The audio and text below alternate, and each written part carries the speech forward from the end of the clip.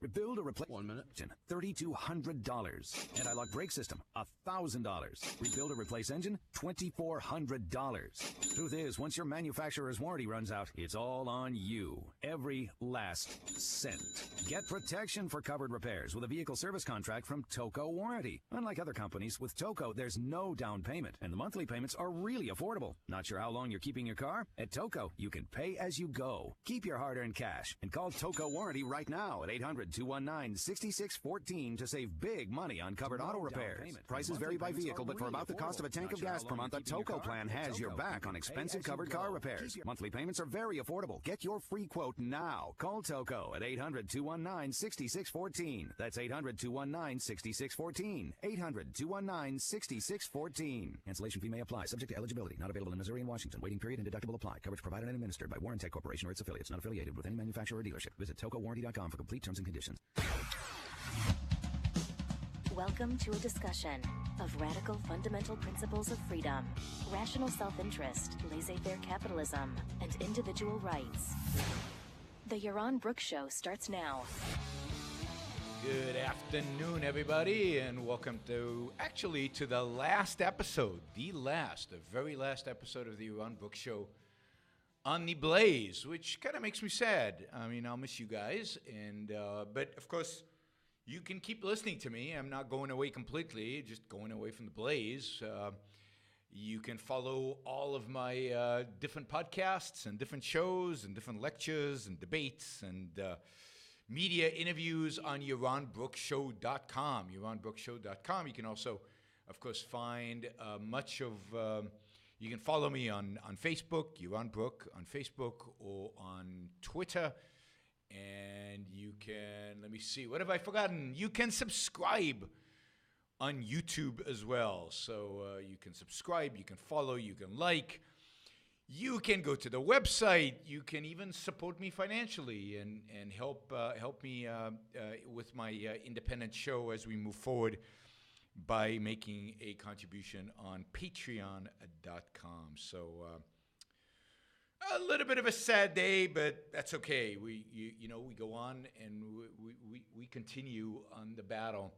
I want to return today, given that this is my last show, to a few themes that we have talked about on this show over the last 6 months. Themes that I keep repeating, and I want to focus on a few topics where we can illustrate these themes. But I really want to leave you with these basic thoughts, and really it boils down to what we talked about last week, what we talked about over and over and over again. And that is kind of what America is, what makes America special.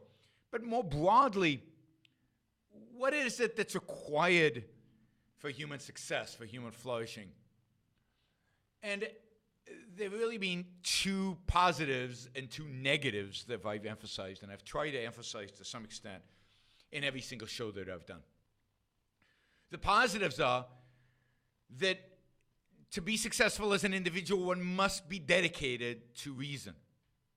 Reason is our means of knowledge. Reason is the way in which we learn about the world. Reason is the way in which we know what is true and what is false, what is right and what is wrong. Facts, reality is our test. Not emotion, not revelation, not what's written in books, not what the President of the United States says, not what an economist said, not what a radio talk show host says, not what anybody says. Reality, facts, logic, that is the standard for truth. And a dedication to the truth, a dedication to facts, a dedication to reason is what makes an individual great. So let's make each one of us great again by rededicating ourselves to the truth, to facts, to logic, to reason. But to do that, we need to dedicate ourselves, in a sense, to ourselves. The other thing that makes this country great, or makes any country great that practices this, or is necessary for individual success, is to view the primacy of the individual, to take your life seriously, to strive to make your life the best life that it can be. Now, how does this apply politically? politically, the unit of importance, the only unit of significance is the individual. And the political theory that advocates for this, the political theory that animated the founding fathers, was individualism, the idea of the sanctity, the primacy of the individual. And that's the way to think about everything in politics. Every issue that comes up, one must think, what impact does this have on the individual in principle? And the way to think about that is through the idea of rights. The government's job is only to protect the individual's rights, to protect him from force, fraud, to protect him from other people trying to steal his stuff, take his stuff.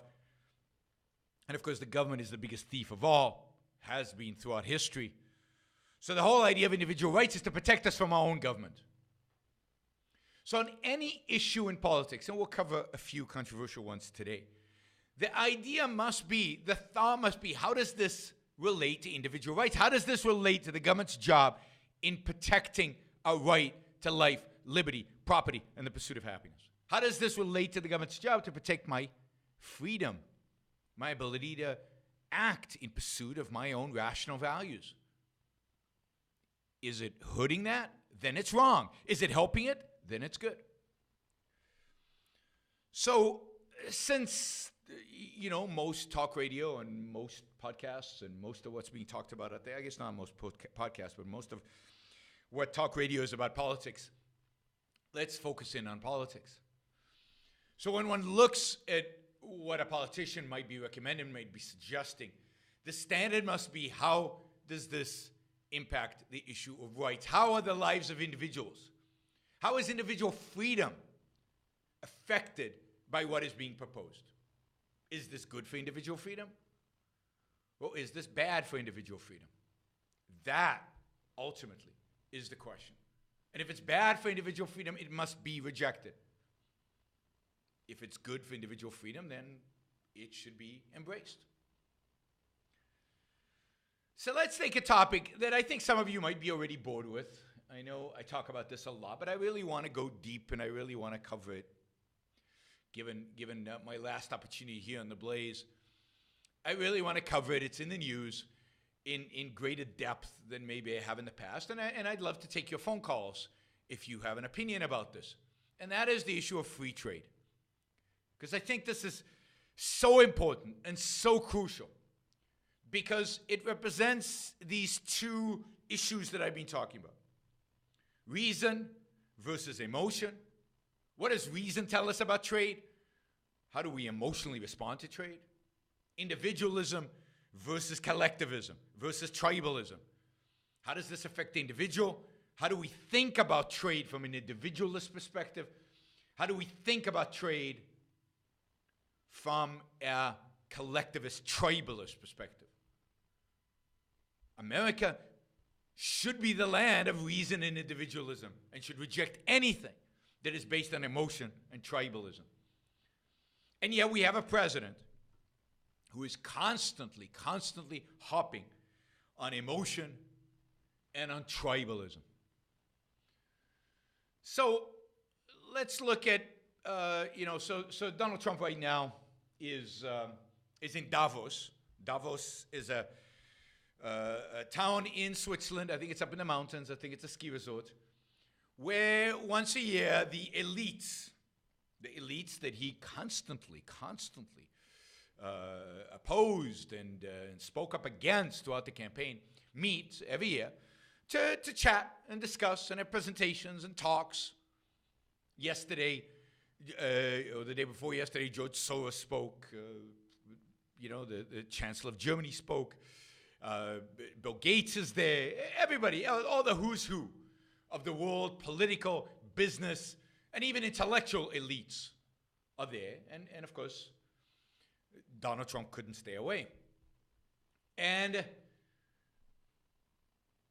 Trump gave a talk yesterday, and it was basically this mishmash of stuff that really is means nothing. I'll give you a great example of this, and this relates to trade. Of course, he's going there representing this idea of America's open for business. But of course, just the day after he's placed barriers to entry and tariffs on washing machines and solar panels, we'll talk about that. This is a day after he's increased trade barriers. He's going there to say, we're open for business. We want lots of trade. And of course, he's going into a place that is very pro-trade. The global elites are very pro-trade. So, he's got a bit of a hostile audience in front of him. So this is a sentence from Trump, just to illustrate kind of what I consider the insanity of this president. He says, I'm paraphrasing now, quote, U.S. supports free trade, he said, quote, but it needs to be fair and it needs to be reciprocal. It needs to be fair and it needs to be reciprocal. Now, I don't know how trade can be unreciprocal. By definition, trade is reciprocal. Now, he might be saying that the free trade needs to be reciprocal. That is, the other party has to engage in free trade, which means they have to have no barriers. Well, if that's his intention, he doesn't seem to be going about it the right way. By raising tariffs here, you're only encouraging the reciprocality from the other side of them raising tariffs. And the fact is, and we'll talk about this in more details in a minute, that it doesn't matter whether the other side is reciprocal or not. Free trade is good for us, whether they're reciprocal or not. It's better for us if they're reciprocal. It's better for everybody. But it's still good for us, even if they're not. And what does fair trade mean? I mean, fair trade, this one boggles the mind, if you will. It's a term, and I've said this before on the show, it's a term invented by the left. Invented by the left to suggest that trade is somehow unfair. If, let's say, the other party is paying their employees lower wages than you are, or if, the environmental regulations in the other country are different than the environmental regulations in your country, then it's unfair. This is a purely leftist term that was invented by the radical, the worst kind of progressive leftists 20 years ago to go after trade, and now embraced completely by this Republican administration and by Donald Trump, who, when it comes to many economic issues, is ultimately just a leftist. So what I want to show today is that fair trade, the only kind of fair trade is free trade. There is no other fair trade. And that free trade should be unilateral. And, it would be nice if it was reciprocal. And, of course, that all trade is reciprocal. You give up something and you get something. That's the nature of trade. And it's fair, fundamentally, at the core, because both parties are engaged with it. Now, one of the accusations I get a lot when I talk about this topic is, oh, you're just an idealist. Yeah, in a perfect world, free trade would be great. But we don't live in a perfect world, so it doesn't work in a non-perfect world. So one of the things I want to refute is that claim. No, free trade is good right now. In the unperfect world in which we live, it's always the preferred, the better solution. It's practical and moral. It's the only answer based on reason and based on the individual's well-being, on the rights of the individual. All right, so we're gonna delve into that. We're gonna start with what an individualist approach to trade has to be. How do you look at trade as an individualist versus as a tribalist? And we'll do that right after this break. In the meantime, you can call in 888-900-3393 with all your challenges, all your questions, all the examples you have to show me I'm wrong, to show me what an idealist detached from reality I am, go ahead. Looking forward to it. 888-900-3393, and we'll be right back after these messages. Israeli clear. veteran and radical for capitalism. It's the Yaron Brook Show on the Blaze Radio Network.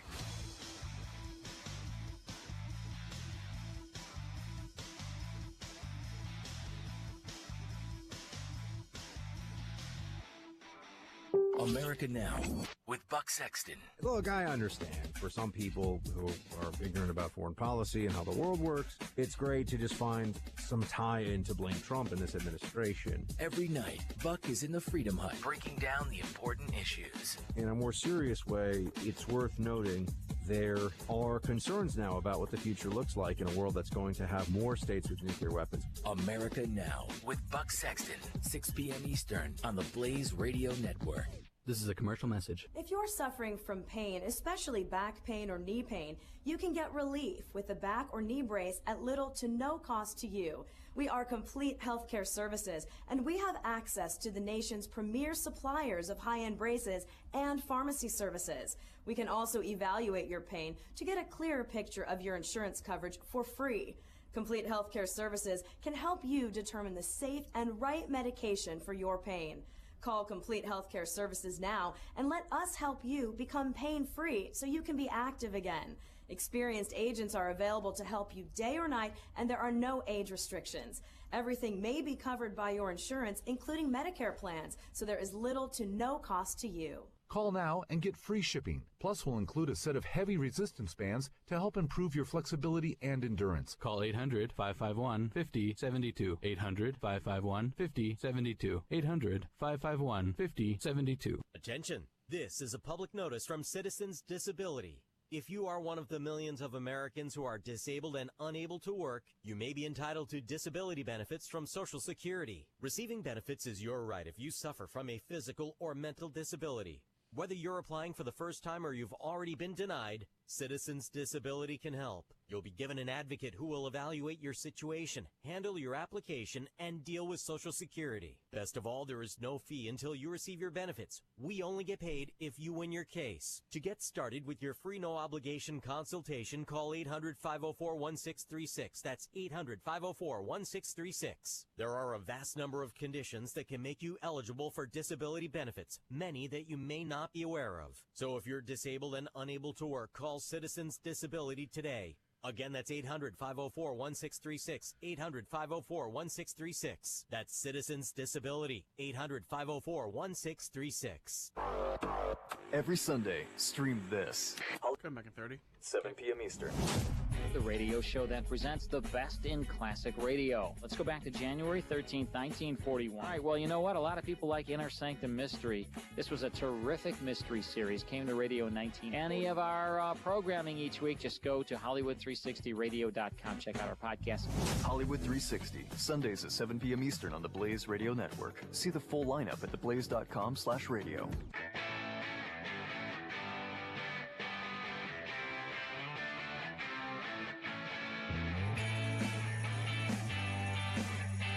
Yaron Brook. Hey everybody, we're back. By the way, those of you who might be in the South Carolina area for whatever reason, I will be giving a talk at Clemson University in South Carolina on Tuesday, on this coming Tuesday. It's going to be a lot of fun. The title of the talk is Capitalism versus Socialism, which is the moral system? I think you can all imagine what position I'm going to be taking in that debate. But it's open to the public. You can come. You know, it's worth the drive. So if you live in Columbia or you're in certainly in Greenville, come over to Clemson University, 5:30. So you'll have to take off from work a little early, but I promise it's going to be worth it. Hopefully, I'm hoping that a bunch of socialist students show up and challenge me on this. I love debating socialists, particularly if they're young and innocent and naive.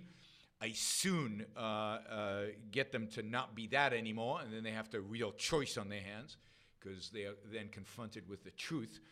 So, capitalism versus socialism, which is the moral system, at Clemson University, 5 p.m. on Tuesday. This coming Tuesday, yes, in 3 days, I'll be in Clemson, flying from Puerto Rico direct into Charlotte and then driving down to the wonderful, beautiful, amazing University of Clemson. Unfortunately, I can't say this year, national champions, they didn't quite make it. All right. So what would an individualist approach to trade be? How do you think about trade? Well, the first thing to recognize, and the first point to make in every discussion about trade is the very nature of trade one-on-one between two individuals. Always bring it back to the individual. Why do you trade with other people? And the purpose of this is to dismiss the notion that Marxists are trying to perpetuate in the world around us. That trade is a zero-sum game. That if you benefit from trade, the other party has to lose from trade.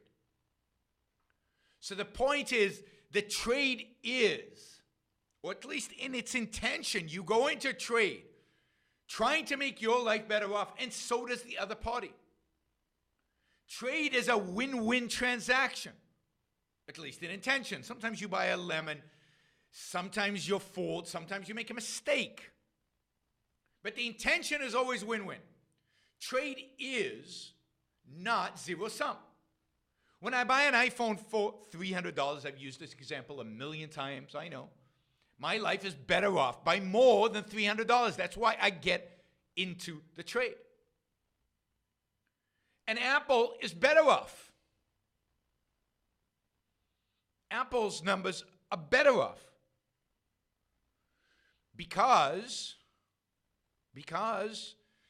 they valued the $300 more than the phone. They made a profit. I won, and Apple won. Nobody lost. There was no losing. Trade is win-win. It's voluntary, and it's reciprocal, to use Donald Trump's words. And it's fair, because as long as there's no fraud being committed, I get what I expected, I pay what I promised. Everybody's a winner. Everybody's better off. So that is the most important concept to get. Trade as a good, value-added, positive thing for the individual, for all the individuals who participate in it. And that at the end of the day, the reason to engage in it is to better your life.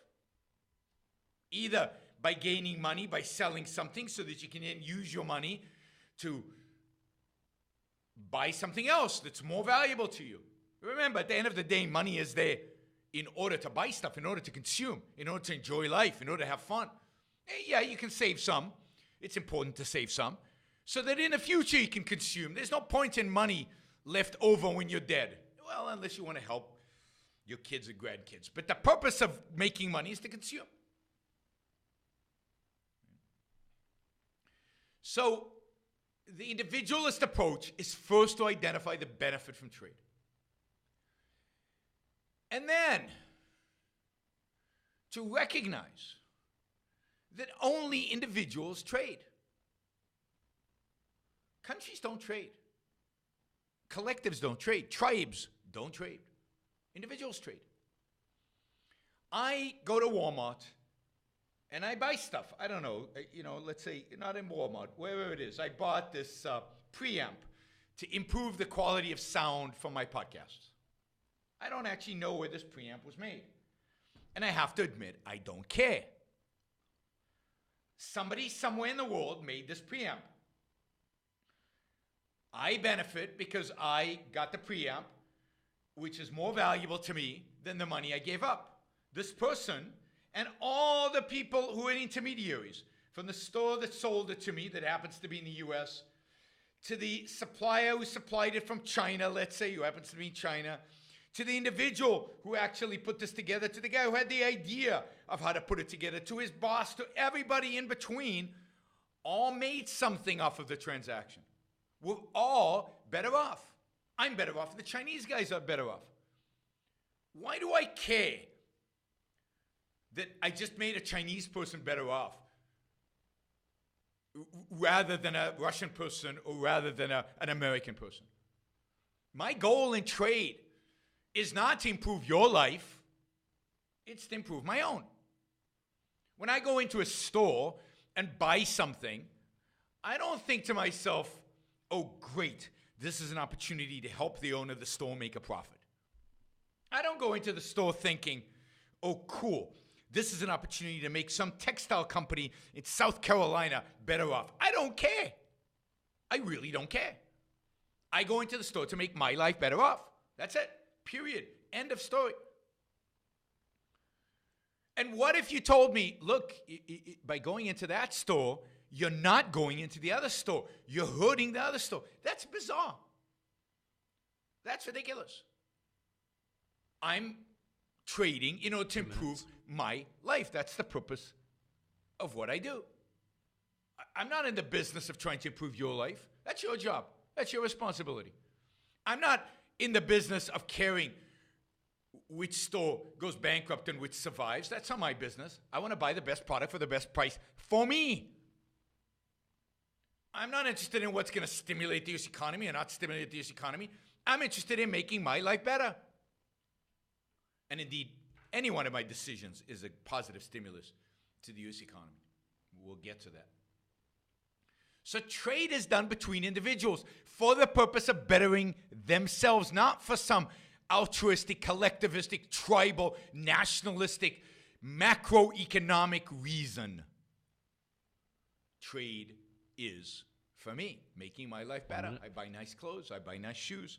I buy my iPhone. I buy my preamp to improve my lot in life.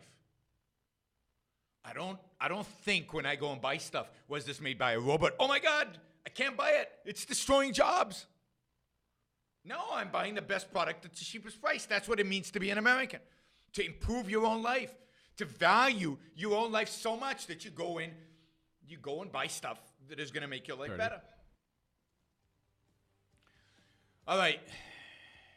Now, I know there are tons of objections, but we'll get to that. We're coming up on a break. So, if you're calling about miscellaneous topics, I will get to you, but much later in the show. Right now, I will prioritize 10 callers on trade. You're listening to Yaron Brook Show. We'll be right back after these messages. Clear. Yaron Brook on the Blaze Radio Network.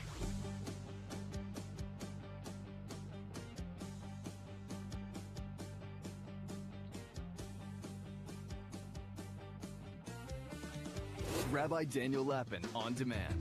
What we're looking at is that in the 1960s, the people coming of age at that point, and these were people who were the children of the last generation in America raised with respect for traditional and biblically based values. Rabbi Daniel Lapin on demand on the Blaze Radio Network. The IRS is the most feared agency in the world. You've heard ads from other companies offering to help taxpayers only if they owe over $10,000. Here at Platinum Tax Defenders, we're A-plus rated with the Better Business Bureau, and we're proud to be one of the only tax firms in the country who understands that people who owe less than $10,000 need help just as badly. The IRS doesn't care how much money you owe. They'll still garnish your wages and even seize your assets. So whether you owe just a few $1,000s or hundreds of thousands, call now for your free tax consultation. If you qualify, we may even be able to reduce your tax debt down to a small fraction of what you owe. So don't wait until the IRS seizes your property and garnishes your wages. Call 800-579-4967 and get your tax problem resolved once and for all. That number again is 800-579-4967. 800-579-4967. Build or replace transmission, $3,200. Anti-lock brake system, $1,000. Rebuild or replace engine, $2,400. Truth is, once your manufacturer's warranty runs out, it's all on you. Every last cent.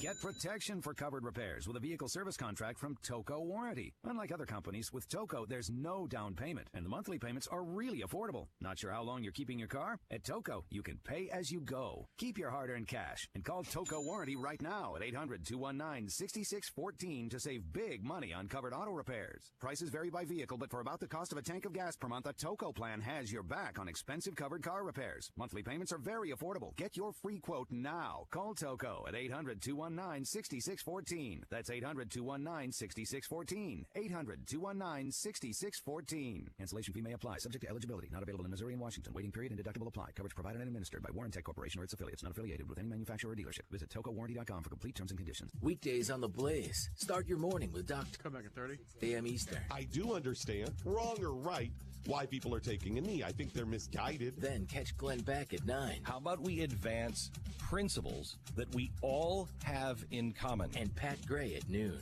So non-citizens are going to vote in College Park, Maryland. Isn't that wonderful? Doc, Glenn, Pat. Weekdays starting at 6 a.m. Eastern on the Blaze.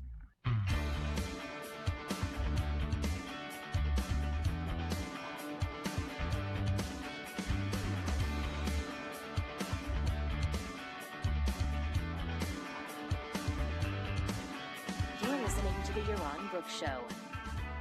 All right, so of course on the chat I've already been accused of twisting the president's words to undermine the message and act like he doesn't know what he's talking about. Now let me be very clear about Donald Trump and trade. Donald Trump doesn't know what he is talking about. He is the most ignorant president when it comes to economics that the United States has ever had, as far as I can tell. Now, maybe there have been more ignorant ones, but he doesn't know anything about economics. And he certainly about trade, he doesn't know anything. And he contradicts himself all the time. But he certainly, in his Davos speech and everything that I've heard him say, he is wrong on trade. He is wrong on trade. And as to the example that the person then follows up with, I will get to that, I promise. But the fact is that you don't know anything about trade. You're wrong about the economics of trade. All right. Now, again, if you want to call in about trade, go ahead and do it. If you want to correct me about Donald Trump, go ahead and do it. But I've got two callers. I've got Joseph and Skylar, and they want to talk about something, I think, completely different, and I'm going to wait on you. It might be to the last segment of the show because that's when I open it up to general questions. But I've got a lot to say on trade, and I want to finish it. I want to cover everybody's objections. So this is a place you send your friends to when you want them to defend trade. By the way, if you want to read about trade, I think the best writer online about trade is Donald Boudreaux. Donald Boudreaux, an economist out of George Mason University, who's excellent on this issue. He actually, I think, writes regular letters to the editor responding to Donald Trump's stupidities about this issue on a regular basis. He's excellent. All right, so trade, win-win. I go into it in order to enhance my life. I don't really care about who's losing their jobs in one store because I'm in the other store. That's not my business. It's not anybody's business. It's not the job of government either. What about trade deficits? Well, again, think about it this from an individualist perspective. Each one of us runs a massive trade deficit with the grocery store. Every day, you go to the grocery store and you leave cash there and you get stuff. And that's what a trade deficit is. The United States, quote, supposedly has a trade deficit with China. We buy their stuff just like you buy stuff from the grocery store, and we leave dollar bills in China. So what? Trade deficits make zero economic difference. Now, they're reflective of all kinds of economic phenomena. They're reflective of the fact that the Chinese want to buy American stuff and invest in America. So they sell to us so that they can get dollars, so they can use those dollars to buy our stuff and to invest in our country. Just like the grocery store is getting our dollars, not so we can accumulate dollars and stuff them in the mattress, so that the owners of the grocery store can pay their employees, who can then go and consume, who the owners of the stores can make a profit so that they can go and consume, I don't know, their yachts or their fancy cars or whatever it is. But there is zero economic argument anywhere in the economic literature that argues that trade deficits are a bad thing. It just doesn't exist. Certainly not if you believe even a little bit in free markets. And again, from an individualist perspective, you're the only one trading. There is no country. The country of America does not trade with the country of China. You as an individual trade with some Chinese guy. You have a trade deficit with this Chinese guy. So what? I have a trade deficit in my mall. I have a trade deficit with everybody except my employer, where I give him my hours and I get for that money. So trade deficits are irrelevant. They don't make any difference. They don't make any difference. Again, no economist worth anything has ever claimed that trade deficits are a bad thing. And Paul Krugman, who now claims that, used to be very pro-free trade. That's what he got his Nobel Prize in economics for. And indeed, one of the things Don Boudreaux does on a regular basis is point out how Krugman today contradicts Krugman of the past. But that's because Krugman is a political hack. He is no longer an economist. I like to call Paul Krugman the former economist, Paul Krugman. Now, imagine that you go into a store and you find their products particularly cheap. And you kind of ask around, what's going on? I mean, they're really good, and you buy stuff. And then you ask around, and it turns out that the reason the products are cheap is because the owners of the store are running are losing money. And that they have a rich uncle who basically is subsidizing, basically gives them money so that they can continue to run the store. In other words, providing them with subsidies. Now, the other stores in the mall don't get that subsidy. Only the one store with the rich uncle gets the subsidy. And therefore, they're underpricing their goods. That's why they can afford to lose money. And other stores are losing business as a consequence. Would you stop going to that store? They're offering you cheap goods, good goods. Why is it any of your business? I wouldn't stop. I don't think any of you would stop. I know none of you inquire. None of you try to figure this out. Right? Who cares if they're getting subsidized by their uncle?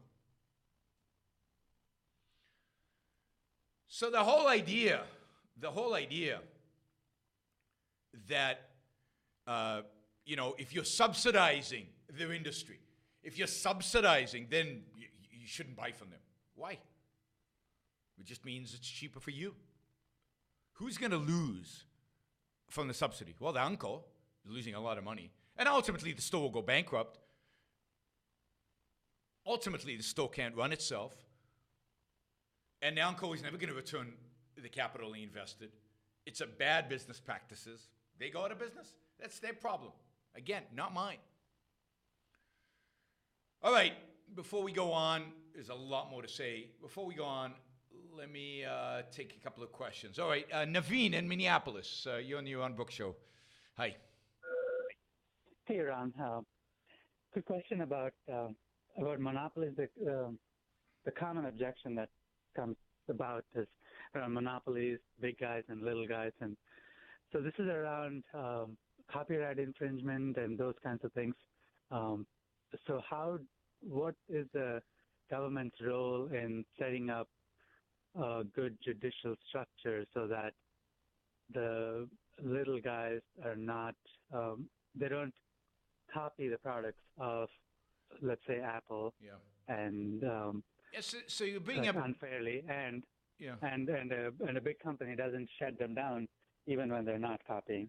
Yeah. Like so first, I don't buy the whole monopolies argument. Again, in a free market, there's no such thing as monopolies. In a free market, in a free market, there's always competition, and you can be big, but you're going to be competed against.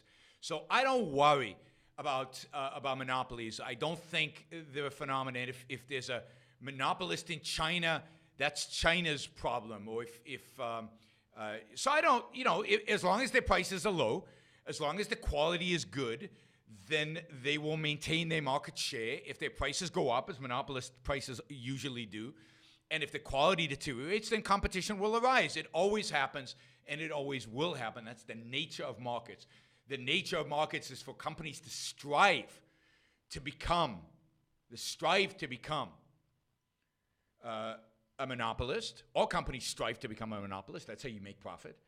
And competitors to take away monopoly profits from the monopolist. That's the nature of markets, and that's a healthy process. So I'm not worried about the monopolist. Now, the second issue is a worry, and it's the one constraint I would place on trade, because it's the job of government to protect rights. So if a company is violating rights by stealing intellectual property, for example, as many companies in China do, then it's appropriate for the government to step in and say, you cannot bring your goods into this country because they're stolen goods.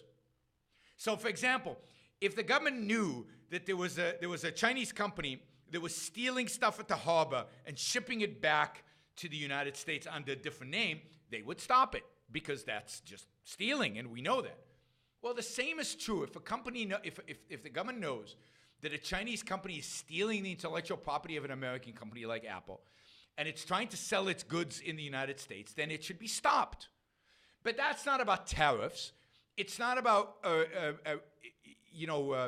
imposing a ban on Chinese goods. It's about identifying the products and the companies that are guilty of copyright infringement and banning them and banning people from trading with them. That's much simpler and much easier. And it clearly identifies the real issue, which is the crooks. We shouldn't be trading with crooks. If the same would happen if the store in the mall. If the store in the mall was selling dresses labeled Chanel, but it was actually not Chanel, they were just copying Chanel designs, then the government would step in and arrest those people, as they should. That makes sense? So are you saying that the government should voluntarily look for these kinds of things, or it's part of their law enforcement. It's part of their law enforcement responsibility is to look into these things and to discover the crooks. And now, without being overly intrusive, but these things are pretty obvious when they happen, and then ban those particular goods. And the Chinese would get the message if we did that. But of course, we don't do that not because we're not tough on trade, but because we're not tough on property rights. And the government doesn't know what to do. The government is not today dedicated to protecting the individual rights, particularly property rights of Americans. Does that make sense? Okay. Yeah. Yep. Thanks, Naveen. Necessarily. Yeah. Thanks. Bye. All right, we're going to take a quick break. When we come back, we're going to go to Frank, who's calling from New York, who wants to ask if tariffs are good or bad. You're listening to Yaron Brook Show on the Blaze Radio Network. We'll be right back. You're clear. Author, media contributor. This is the Yaron Brook Show, the Blaze Radio Network.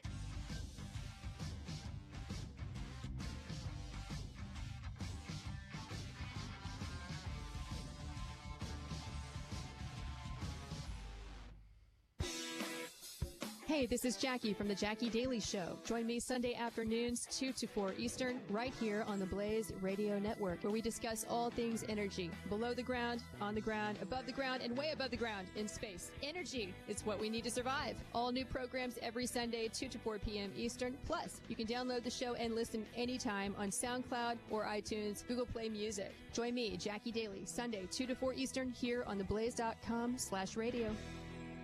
This is a commercial message. If you're suffering from pain, especially back pain or knee pain, you can get relief with a back or knee brace at little to no cost to you. We are complete healthcare services, and we have access to the nation's premier suppliers of high-end braces and pharmacy services. We can also evaluate your pain to get a clearer picture of your insurance coverage for free. Complete Healthcare Services can help you determine the safe and right medication for your pain.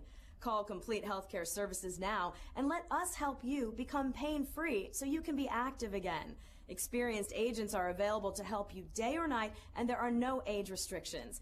Everything may be covered by your insurance, including Medicare plans, so there is little to no cost to you. Call now and get free shipping. Plus, we'll include a set of heavy resistance bands to help improve your flexibility and endurance. Call 800-551-5072. 800-551-5072. 800-551-5072. Attention! This is a public notice from Citizens Disability. If you are one of the millions of Americans who are disabled and unable to work, you may be entitled to disability benefits from Social Security. Receiving benefits is your right if you suffer from a physical or mental disability. Whether you're applying for the first time or you've already been denied, Citizens Disability can help. You'll be given an advocate who will evaluate your situation, handle your application, and deal with Social Security. Best of all, there is no fee until you receive your benefits. We only get paid if you win your case. To get started with your free no-obligation consultation, call 800-504-1636. That's 800-504-1636. There are a vast number of conditions that can make you eligible for disability benefits, many that you may not be aware of. So if you're disabled and unable to work, call Citizens Disability today. Again, that's 800-504-1636, 800-504-1636. That's Citizens Disability, 800-504-1636.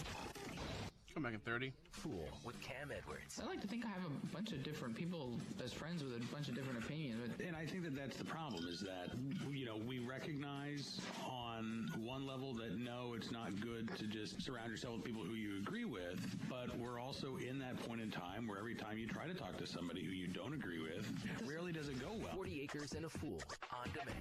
Download episodes at theblaze.com/radio, SoundCloud, iTunes, and Google Play Music.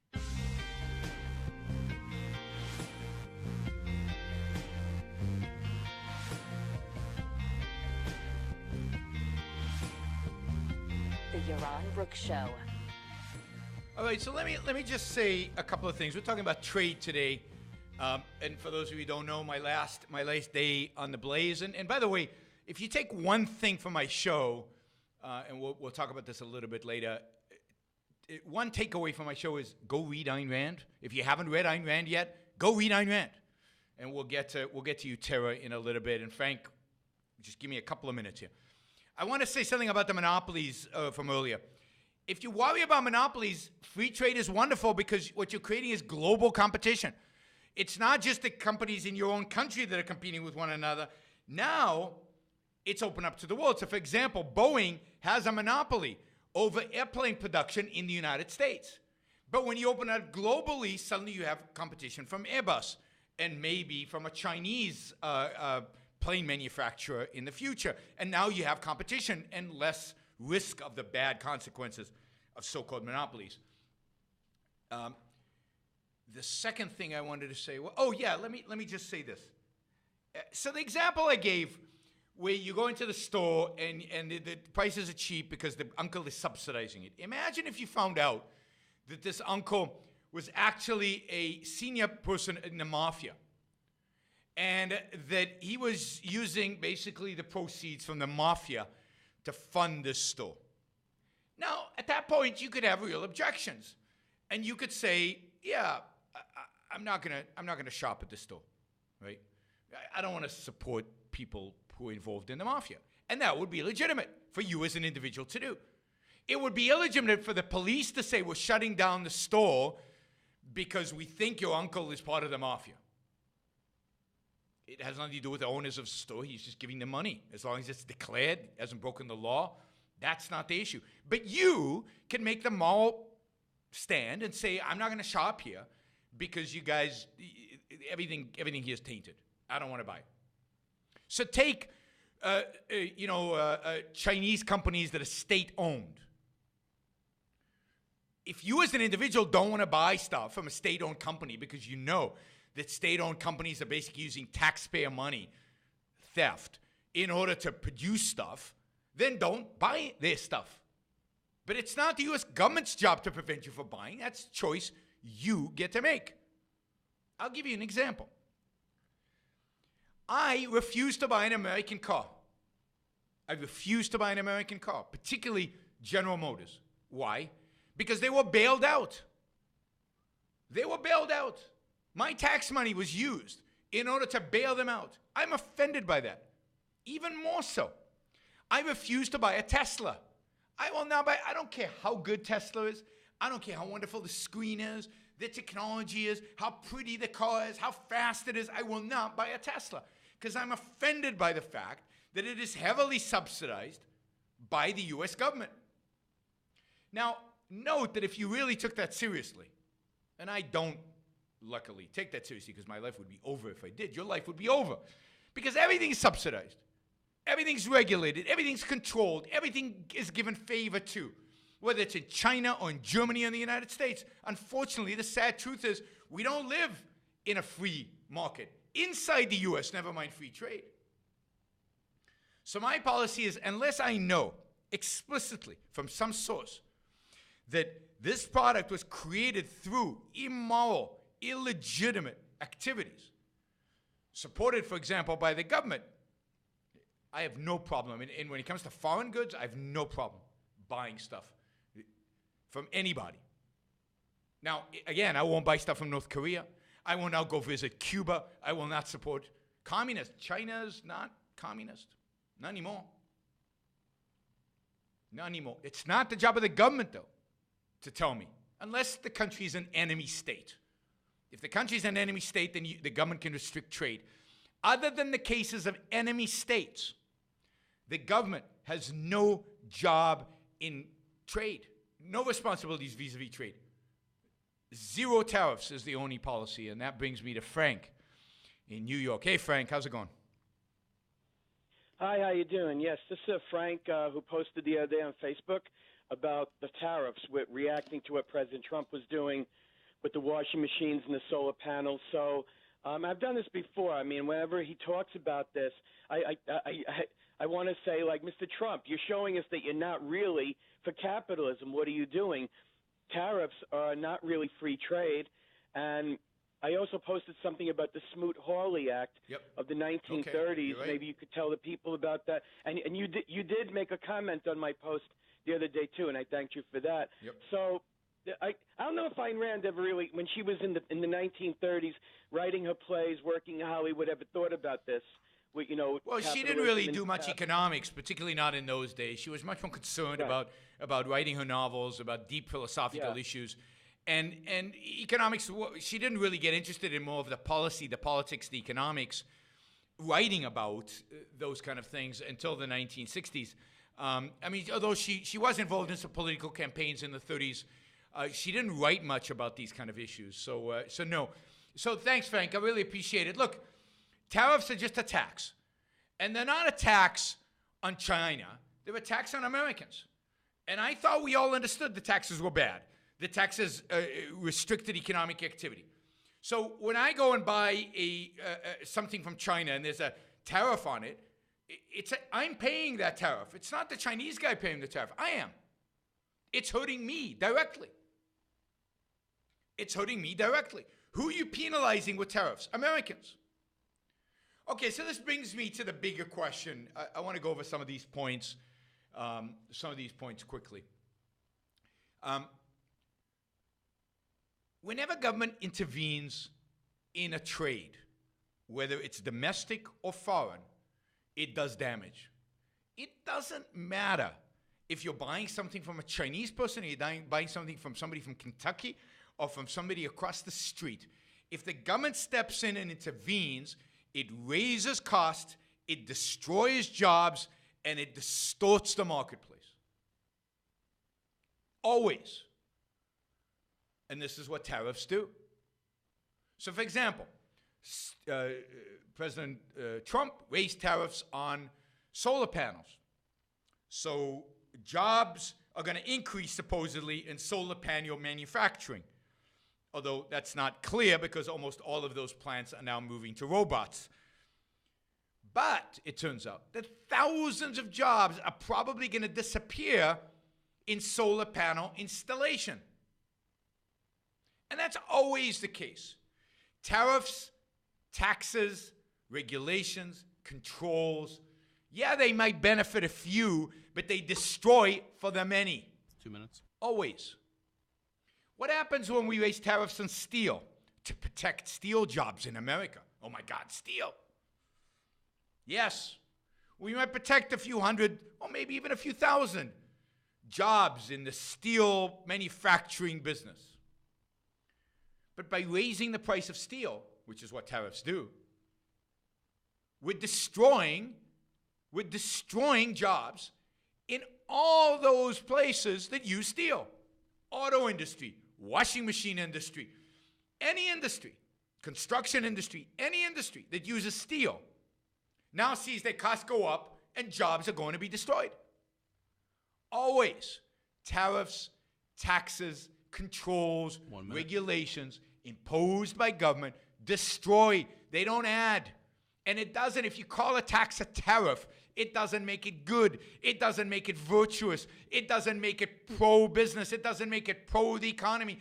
It doesn't help anybody. Not in the long term, not in the totality of things. It reduces productivity, and therefore ultimately it reduces wages.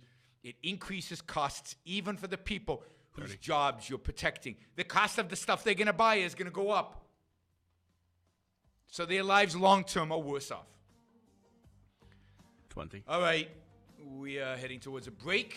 And when we come back, this is a long break. When we come back, we'll talk more about trade. But we're also going to take some of these calls, so stay on the line. You're listening to Yaron Brook Show on the Blaze Radio Network. You're clear.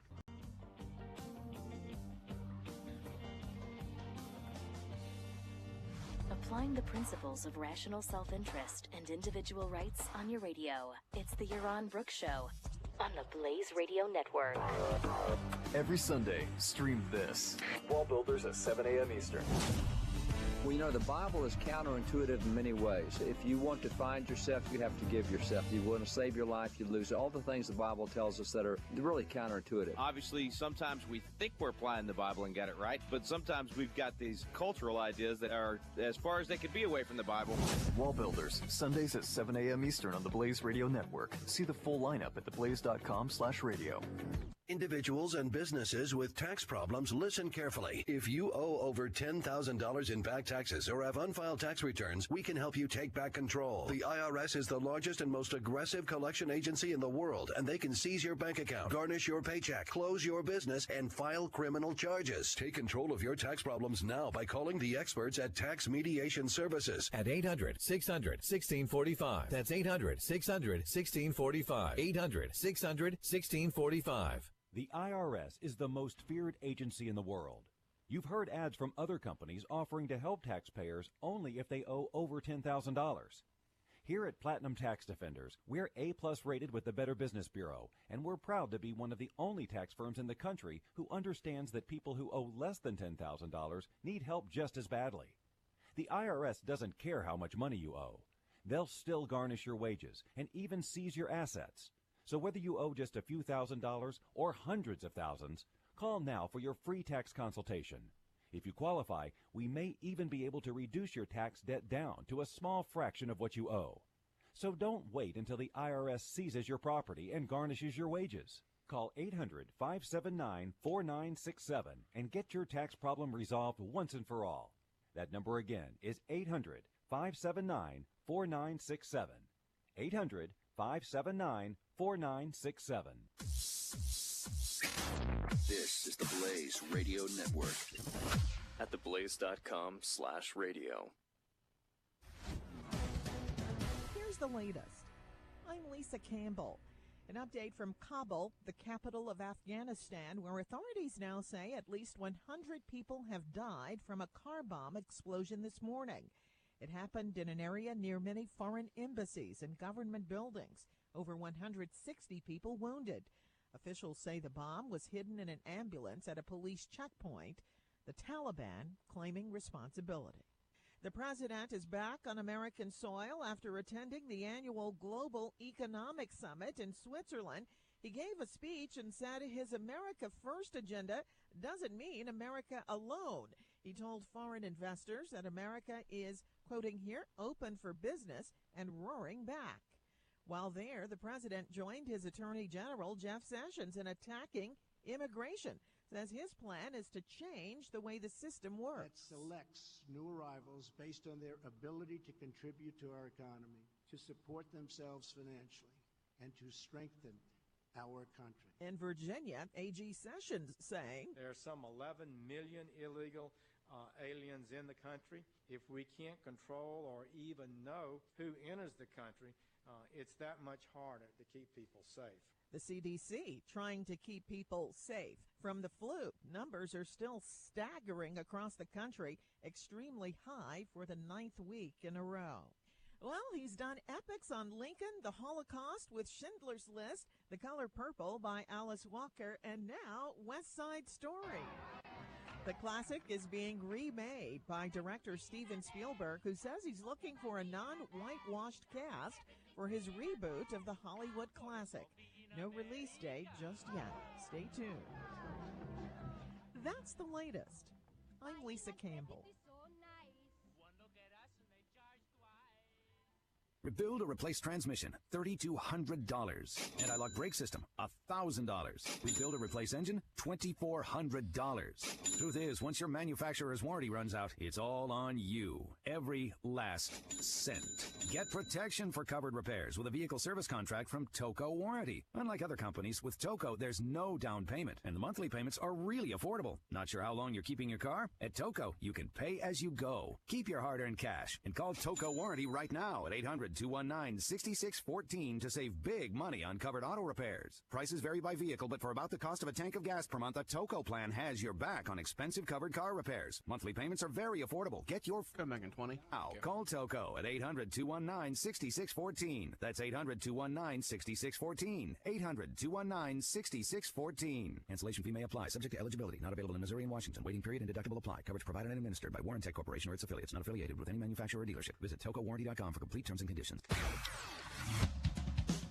Welcome to a discussion of radical fundamental principles of freedom, rational self-interest, laissez-faire capitalism, and individual rights.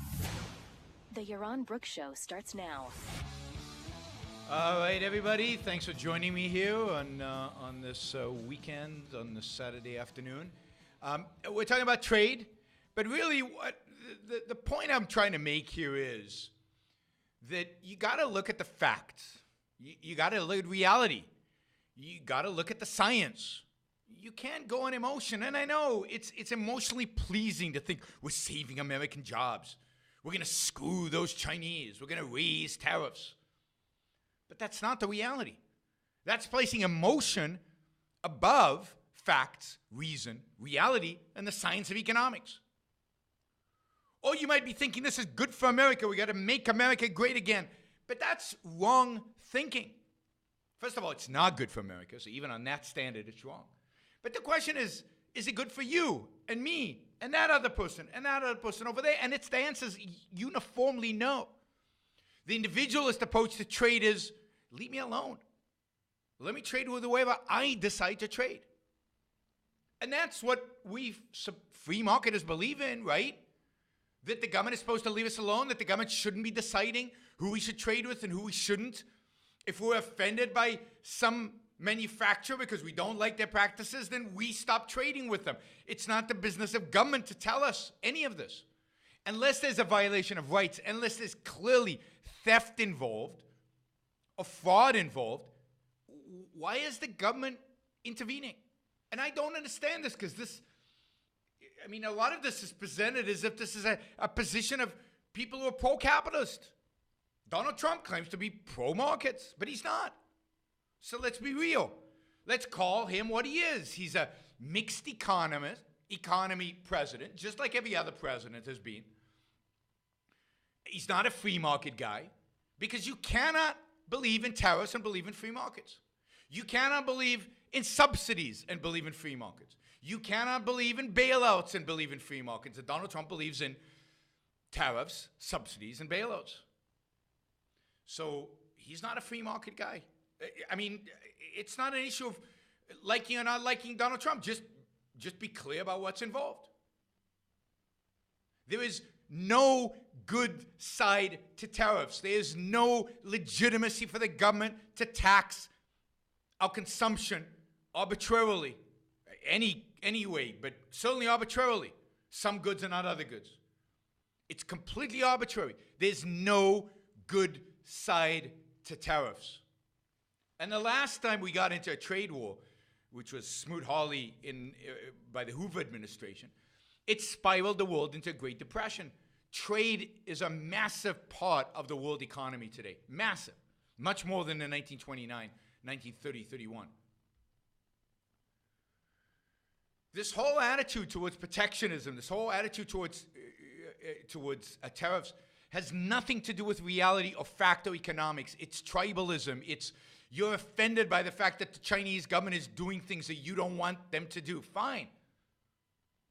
It doesn't justify the U.S. government getting involved. So let's be clear on what a proper trade strategy is.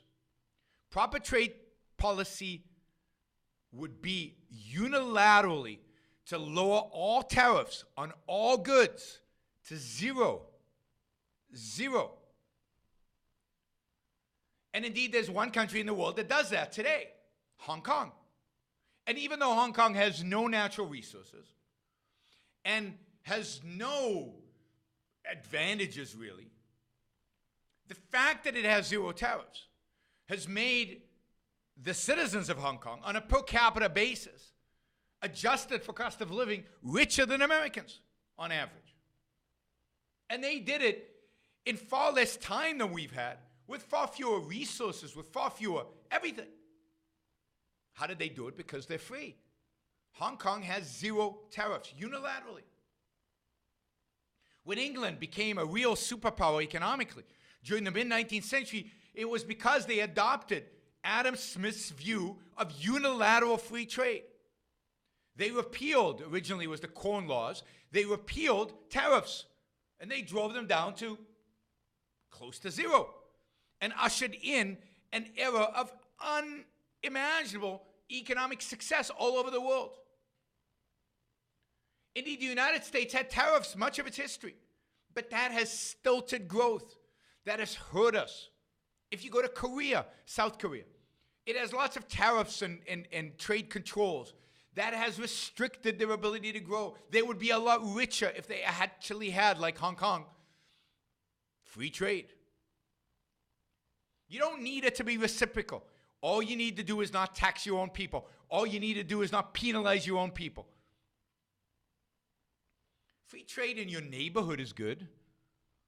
We don't go around boycotting people from the other street because we don't want to buy their goods, even if their goods are cheaper. We don't restrict trade among states, even though some states subsidize their businesses. California subsidizes Tesla extensively, just like the Chinese government subsidizes some of their companies. But we don't have the government restricting the ability of people in Texas to buy cars in California because the California government is acting stupidly. We don't restrict trade, luckily, not yet, across states. The only reason I think we don't restrict trade across states is because the Constitution prohibits it. Still, one of the things, I mean, we do restrict some trade between states, unfortunately. Like I can't buy a health insurance policy in Texas if I live in California. I'm here in Puerto Rico, and I can't buy a insurance policy that covers me in the in like Texas and in Puerto Rico. I have to either be in Texas or in Puerto Rico. So, I mean, the United States has lots of protectionist policies, even between states, but nobody thinks those are good things. Nobody on the free market side thinks those are good things. The socialist thinks those are good things. And when you align with President Trump on trade, when you align with President Trump on tariffs, you're aligning with socialists. That's basically a socialist policy. There's no, again, free trade justification. There's no, capitalist freedom justification for tariffs or any kind of restrictions on trade.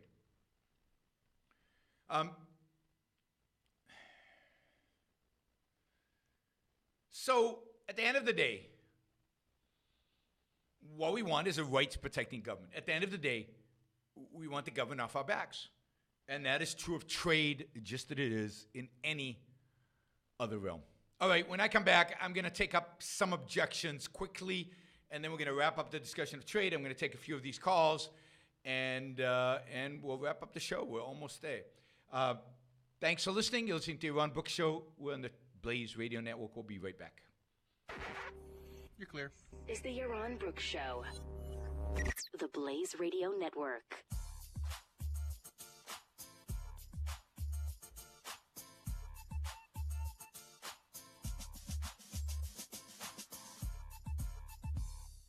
The Morning Blaze with Doc Thompson. The Morning Blaze. My dad never let up. I mean, all the screw-ups, in true father fashion. Bring up every screw-up you've ever done. It was awesome. It's where common sense. This is going to shock you. Apparently, the VA is still very broken. And comedy. This is a new level of stupidity. Collide. We're all gonna die! The Morning Blaze with Doc Thompson. Weekdays from 6 to 9 a.m. Eastern on the Blaze Radio Network. This is a commercial message. If you're suffering from pain, especially back pain or knee pain, you can get relief with a back or knee brace at little to no cost to you. We are Complete Healthcare Services, and we have access to the nation's premier suppliers of high-end braces and pharmacy services. We can also evaluate your pain to get a clearer picture of your insurance coverage for free. Complete Healthcare Services can help you determine the safe and right medication for your pain. Call Complete Healthcare Services now and let us help you become pain-free so you can be active again. Experienced agents are available to help you day or night, and there are no age restrictions. Everything may be covered by your insurance, including Medicare plans, so there is little to no cost to you. Call now and get free shipping. Plus, we'll include a set of heavy resistance bands to help improve your flexibility and endurance. Call 800-551-5072. 800-551-5072. 800-551-5072. Attention! This is a public notice from Citizens Disability. If you are one of the millions of Americans who are disabled and unable to work, you may be entitled to disability benefits from Social Security. Receiving benefits is your right if you suffer from a physical or mental disability. Whether you're applying for the first time or you've already been denied, Citizens Disability can help. You'll be given an advocate who will evaluate your situation, handle your application, and deal with Social Security. Best of all, there is no fee until you receive your benefits. We only get paid if you win your case. To get started with your free no-obligation consultation, call 800-504-1636. That's 800-504-1636. There are a vast number of conditions that can make you eligible for disability benefits, many that you may not be aware of. So if you're disabled and unable to work, call Citizens Disability today. Again, that's 800-504-1636, 800-504-1636. That's Citizens Disability, 800-504-1636. Come back at 30. Somebody comes to you to the table with $100 billion. Oh yeah, well, sure. Cash? Sure, I'd take it. You're talking Man. with Jeffy, who thinks that everyone is for sale at any given moment in time. You come to the table with $100 billion? Tell me what you wouldn't do for $100 billion. Well, go ahead. said. Tell me. Because I guarantee you that list of mine is zero. Pat Gray. Weekdays from noon to 3 Eastern. Only on the Blaze Radio Network.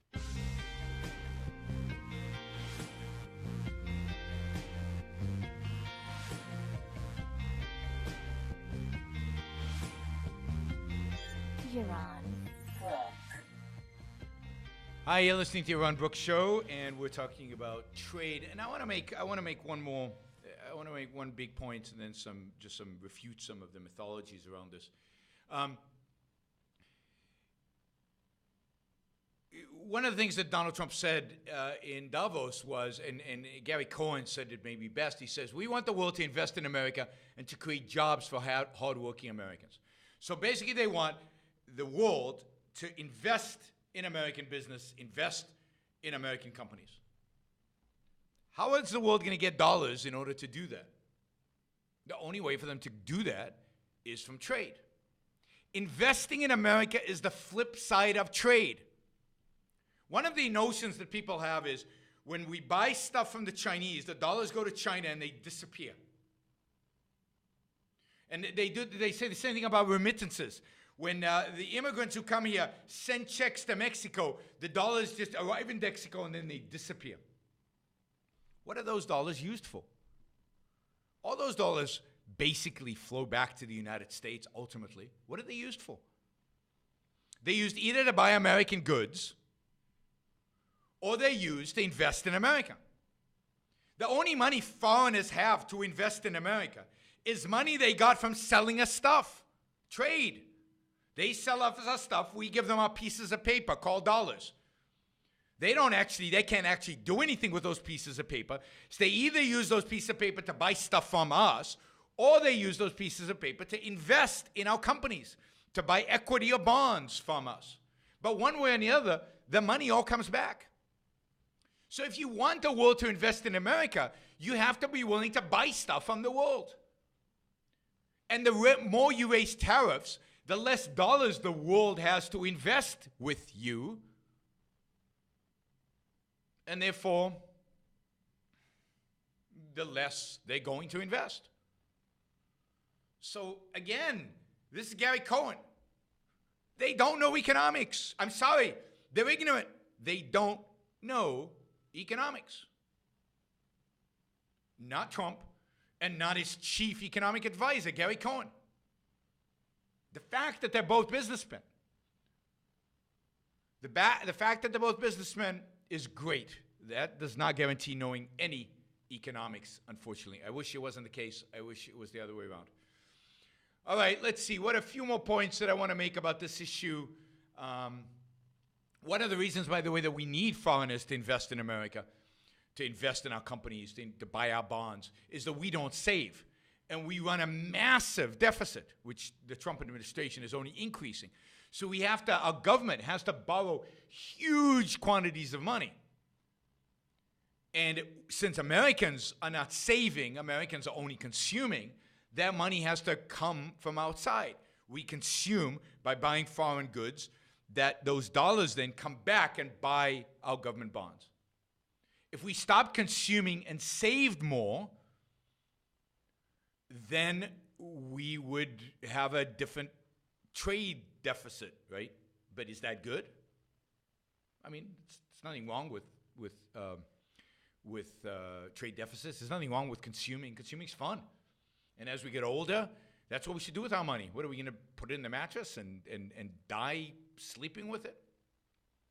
All right, a few objections that I always get, right? What about steelworker who loses his job? Yeah, he loses his job.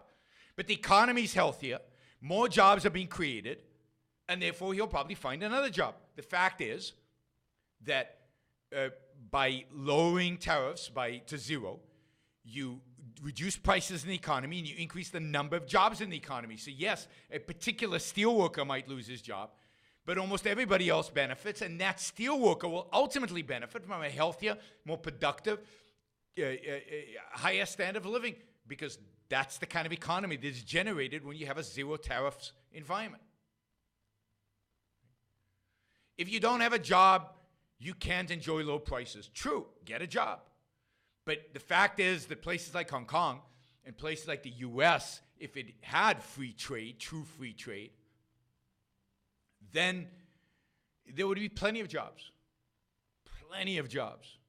Think about all the solar panel installers that never had a job in solar panel installation before we started importing massive quantities of cheap solar panels into the U.S. Now, there's also the issue of the U.S. government subsidizing that, but we'll put that aside.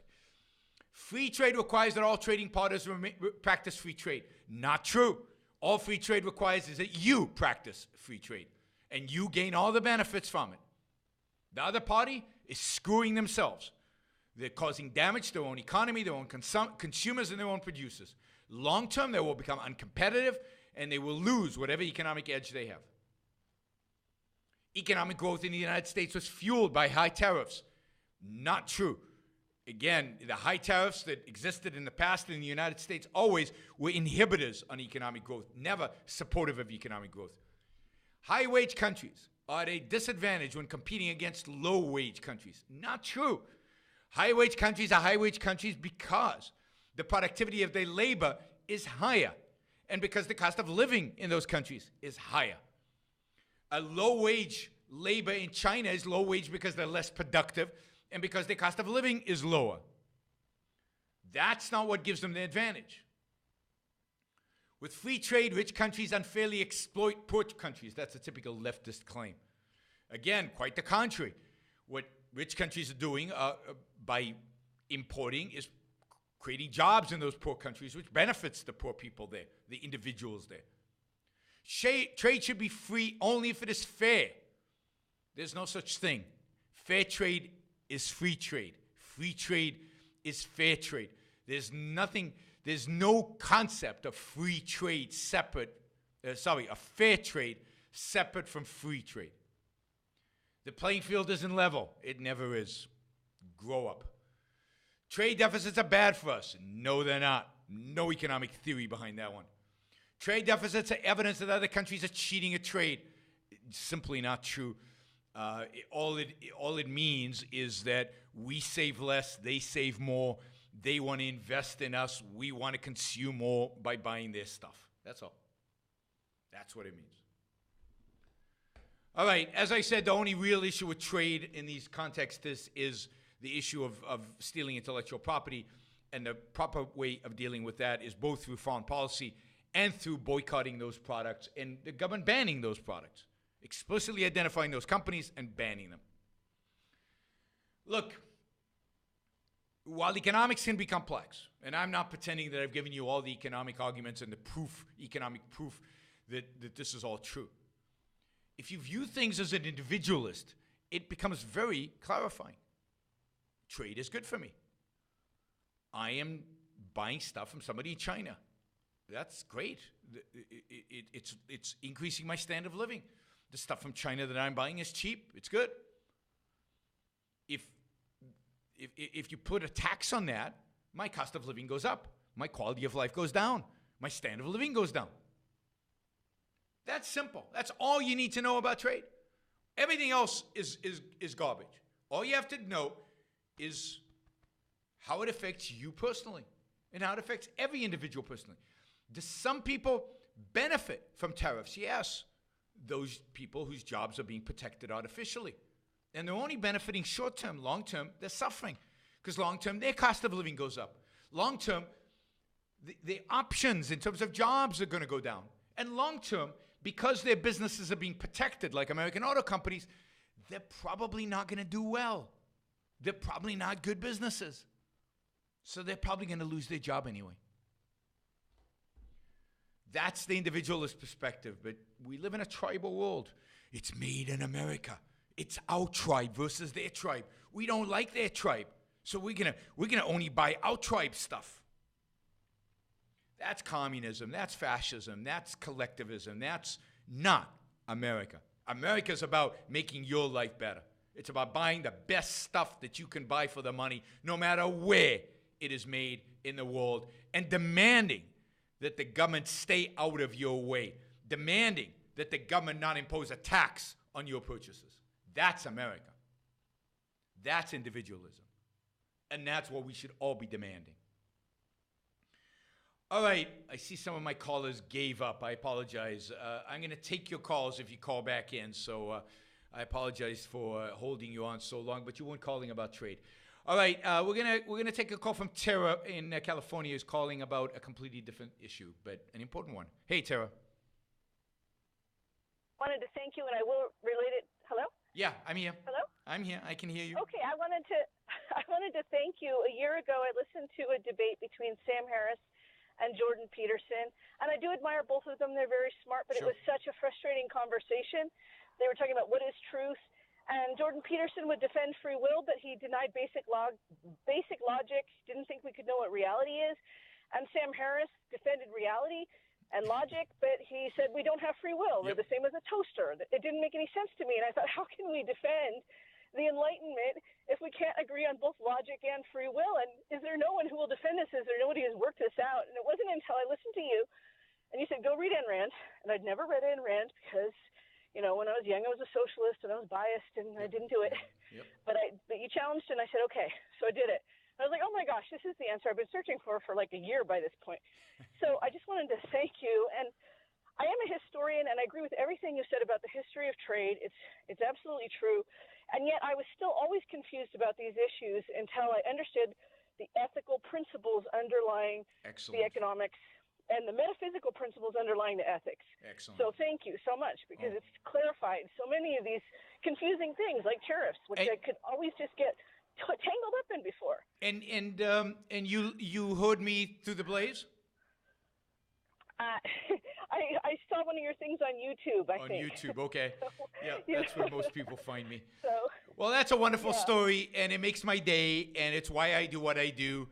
It's with the hope of having an impact like that on somebody's life. So that's fantastic. I really appreciate it, and I really appreciate letting me know that's how you found Ayn Rand. Yeah, I mean, my life was changed when I read Ayn Rand, and I encourage everybody out there to go read Rand. And many of you who've read her, go read her again or read something new from her, because there's a ton of stuff. She wrote a lot, and you always learn something new. You always, always, always learn something new. So thank you, Tara. Thanks for calling. I really appreciate it. It is the ethical principles at the end of the day. It is this idea of individualism and taking care of yourself and pursuing your own self-interest that it's a heart of this. It is those kind of principles that basically are much more important than any economic argument I could make. At the end of the day, it's none of your business, you being the majority of voters, who I buy stuff from. And I could expand that to apply to at least some aspects of immigration. It's none of your business who I employ. I mean, this whole idea that employers should check whether their employees are legal or illegal immigrants is despicable. That's the job of the government, not the job of employers. I should be able to hire anybody I want. And as long as they're not violating your rights, why is it any of your business?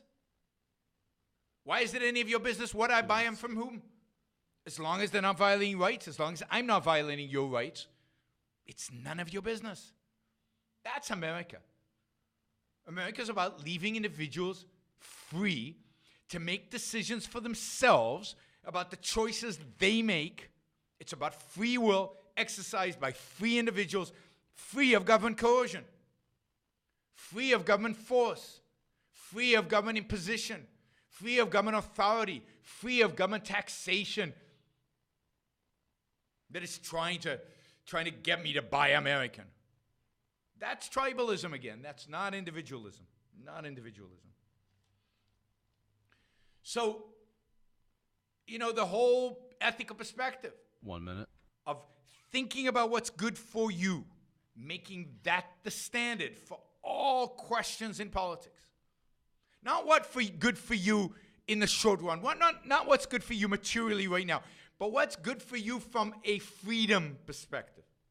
The standard is, does this promote freedom of the individual, or does it inhibit freedom of the individual? And tariffs are easy.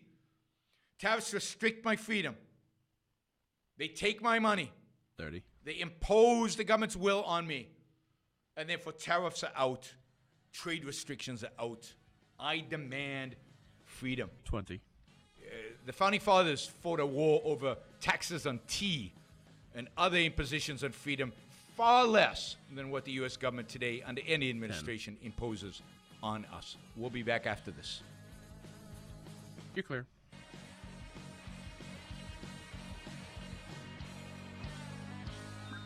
You won't hear traditional political views here. This is the Yaron Brook Show on the Blaze Radio Network.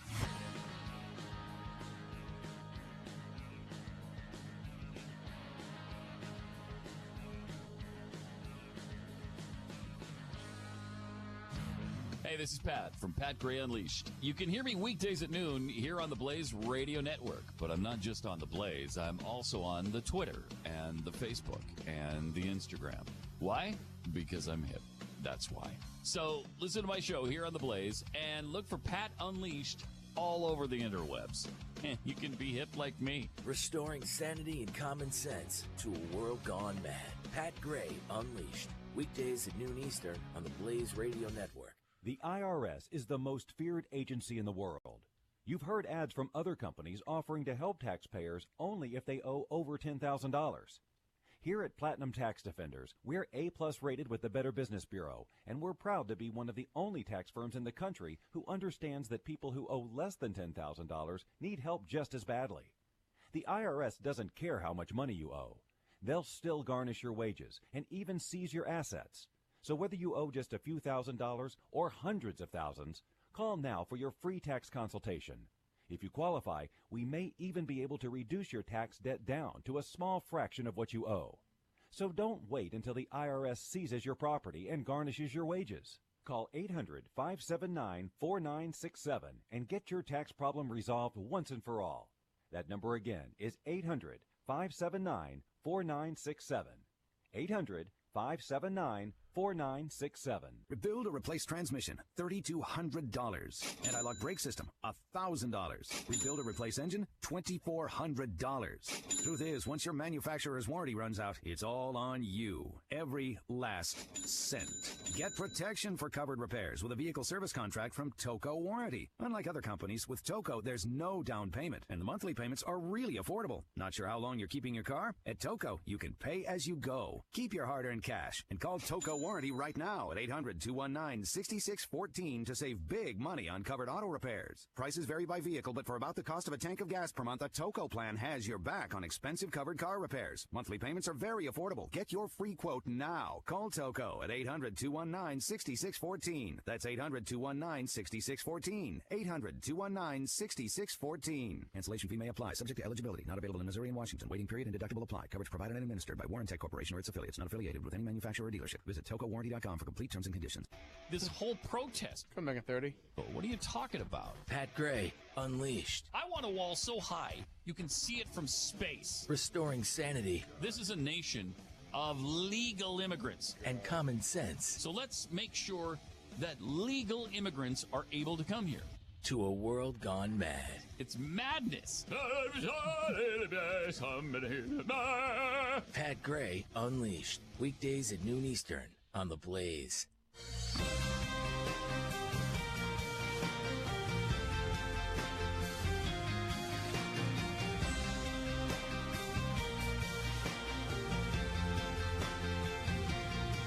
You're listening to the Yaron Brook Show on the Blaze Radio Network. All right, we're back, and I have to say some of those commercials for other people's shows drive me nuts. He wants to see a wall that you can see from space. Why? Who are we trying to protect ourselves from? Who's invading? Who's trying to take over the United States? I mean, is Mexico an enemy that we need a wall? I mean, I can understand somewhat the walls in Israel because people want to kill the Israelis. They're invading. They actually want to destroy the state. Maybe even the walls in Rome, the barbarians were coming. Didn't help them much, those walls. But what's this wall with Mexico going to protect us from? Who is out there to destroy us? Who is going to kill us all? Mexicans? Right now, Mexican unemployment is lower than it is in the United States. Right now, Mexicans are not crossing the border into the United States illegally. The jobs are just not there. There's just no benefit for it. Fact is, if you look at the numbers, illegal immigration from Mexico peaked between 95 and 2000 at about 3 million. And then after that, about half of that came in the next 5 years. And the 5 years after that, even less. So that by 2007, right, most of the immigration between Mexico and the United States was moving from the U.S. to Mexico. 1.4 million Mexicans returned home. 1.4 million Mexicans returned home.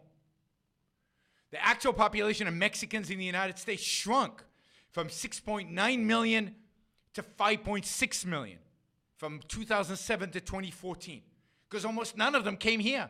Almost everybody went the other way. So what are we, building the wall to prevent Mexicans from leaving because we need them to build our homes? We need them to pick our strawberries? We need them to be our gardeners? I mean, it's insanity.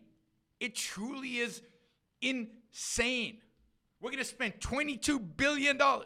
$22 billion that we suck out of the private economy, which would be allocated based on profit productively. And instead, we're going to give it to a bunch of bureaucrats to build a stupid wall, which is going to be unproductive, going to serve no purpose. For what? Because we're afraid. This is, again, emotion over reason. We're afraid. Our culture, our country has become a country of wusses, afraid of a few immigrants coming across the border. One of the reasons illegal immigration from Mexico was so high in those days, because Mexican birth rates used to be something like 7 children per woman.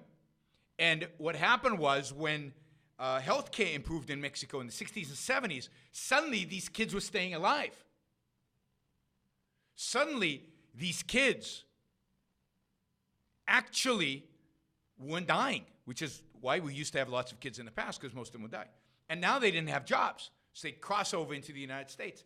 Today, average Mexican family has 2.4 kids. It's per woman, which is about replacement costs. And unemployment in Mexico is about 3.3%, which is lower than in the United States. The Mexican economy is growing faster than the U.S. economy. We're going to beg them to send people. We're going to beg them to send people. Now, let me know, some of you in the comments, really, basic economics, people.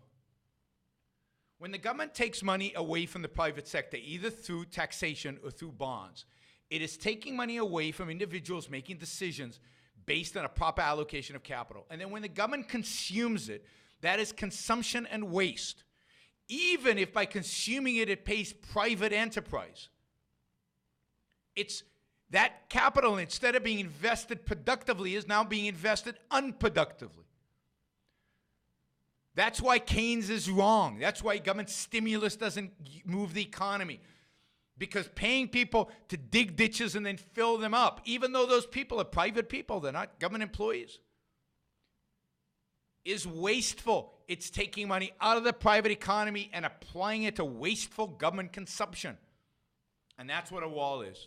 That's what a wall is. Immigration out of Mexico is way, way, way down. It used to be 144 for every 10,000 Mexicans were leaving the country. Now it's under 39 per 10,000. But we're afraid of them. Oh my God, they're going to change our culture. They're going to vote for Democrats. They're going to destroy America. Although it's not going to be Mexicans. It might be Hondurans. It might be, I don't know, Canadians. It might be Norwegians. But it's not going to be Mexicans, because Mexicans are not coming here illegally by large numbers anymore. There's just no incentive to do so. Indeed, as I said, many of them are going back home, and now the wall is going to prevent them from doing that. Not that the wall will ever be built properly to prevent anybody from moving anywhere. So, all right, let's take, you know what? Let's take an early break, and then when we come back, I'll open up the lines for any questions you have, and we'll take Skylar and Stuart when we come back. So you're listening to Yaron Brook Show on the Blaze Radio Network. We'll be right back after this break. You're clear. Author, prolific media contributor, PhD in finance. This is the Yaron Brook Show, the Blaze Radio Network.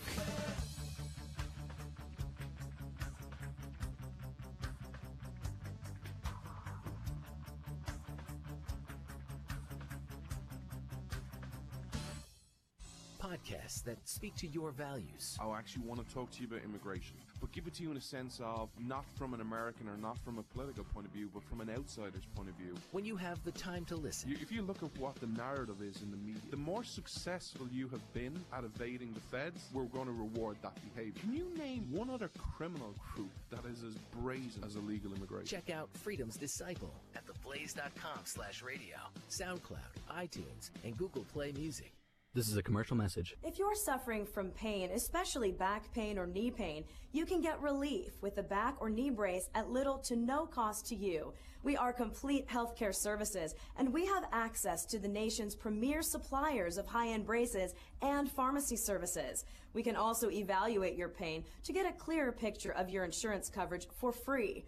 Complete Healthcare Services can help you determine the safe and right medication for your pain.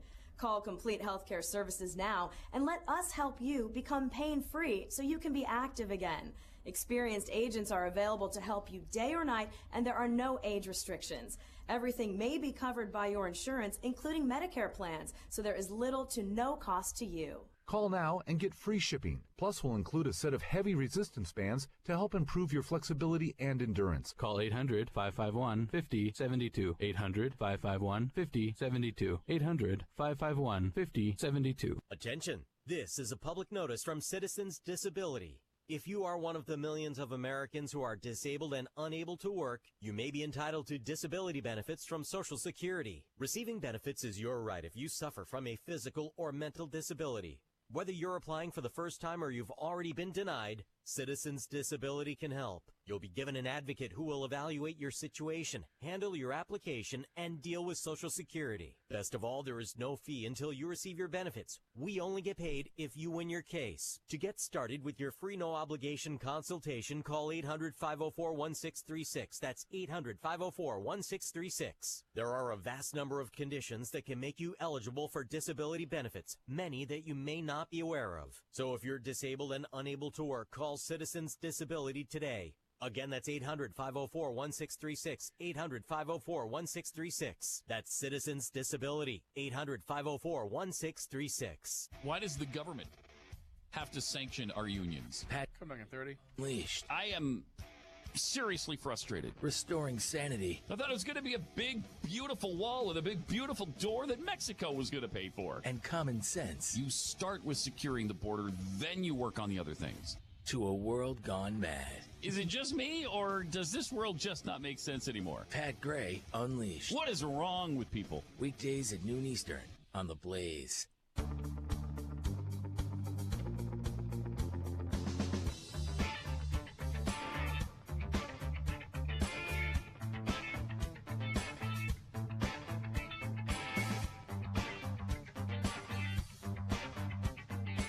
Yaron Brook.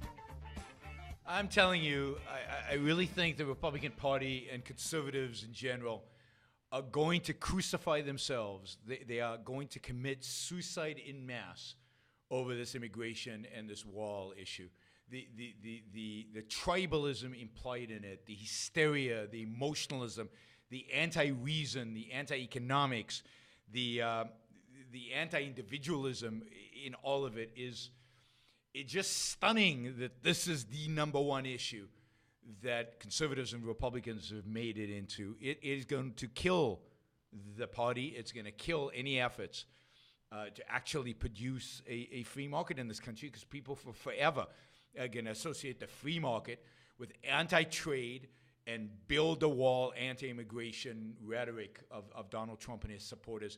And it stuns me that people who should know better get caught up in this hysteria about illegal immigration. By the way, again, secure the border. The border is pretty secure. I haven't seen anybody invade this country. Anybody invade this country across the southern border. Almost no, I don't know of any terrorist activity that's being initiated by somebody crossing the border illegally. I don't know what they're talking about. Secure the border from what? From people coming here to work? Okay. Even that is down dramatically. And has been coming down since 2000, and certainly since 2008. So, yeah, that is the problem in America. It's not regulation. It's not government control. It's not the attacks on free speech. No. I mean, indeed, conservatives are joining the attacks on free speech by calling for the breakup of Facebook, Google, Amazon. They're joining the attacks. That's real issues. That's really important. This discussion of immigration is a sideshow. And yet, the Republican Party has staked its entire message on the issue of immigration. And I think it'll kill it. I think it will kill it.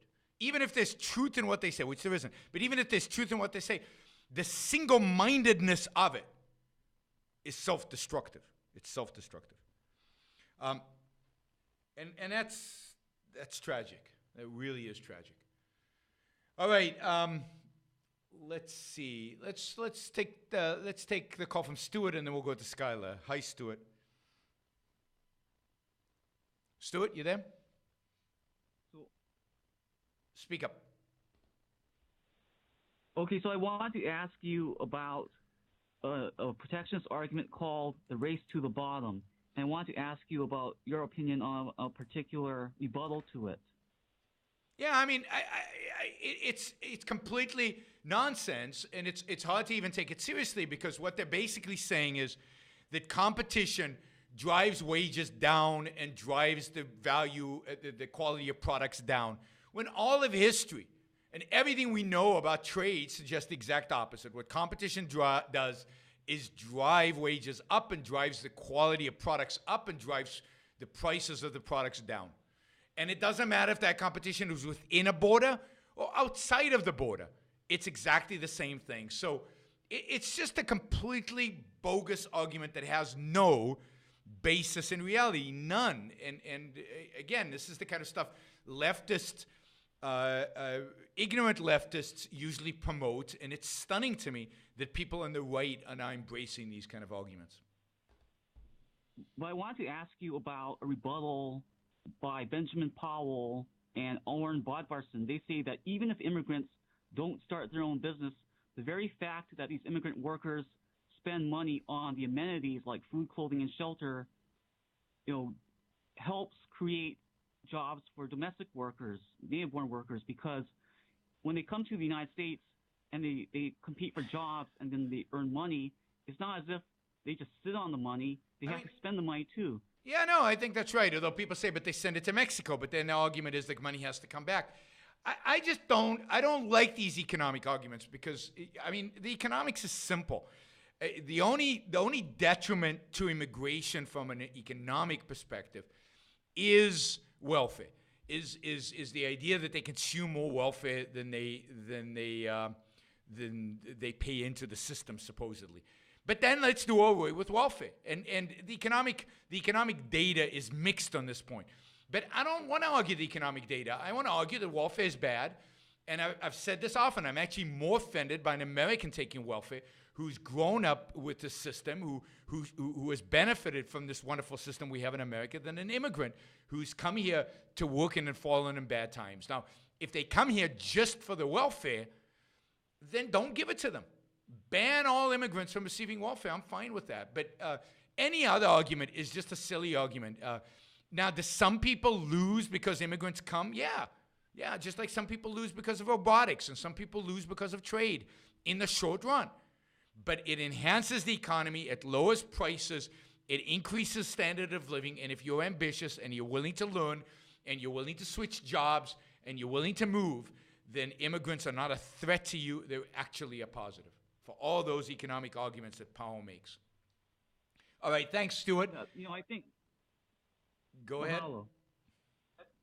So I think that, I noticed in the comments people are saying that tariffs are capitalist, and I think it's silly. If a tariff manipulates you into hiring me instead of someone else, then the tariff is welfare for me. The tariff is just a tax. Pretending to be free commerce. Yeah, the tariff is just tax. It's just a tax. It's not anything but a tax, and to view it in any other way is stupid. And if people believe that it's right to manipulate Americans through the tax system to behave in this or that way, to hire this person or to fire that person, then they have a distorted view of the role of government, and then they're not free market people, and they're not even founding fathers people, because the idea of manipulating people through the tax system, through coercion, is wrong. It's morally wrong, and it's politically wrong. Great, Stuart. Thanks for the call. Let's go to Skylar. Hi, you're on the Yaron Brook Show. Hey, Skylar. Greetings, Dr. Brook. If I'm correct, this is your last show on The Blaze? It is my last show on The Blaze. Well, congratulations on your run, sir. My life has been enriched and enhanced by you being on this platform, and I'm looking forward to seeing you on other shows and platforms in the future. Well, I appreciate that, Skylar. Thank you. Thank you. Yes, sir. All right. My question is in regard to the president. He has said on more than one occasion how the black unemployment rate has dramatically fallen. And my questions pertain to: does it matter? Should we say black unemployment? Is that a legitimate thing to say?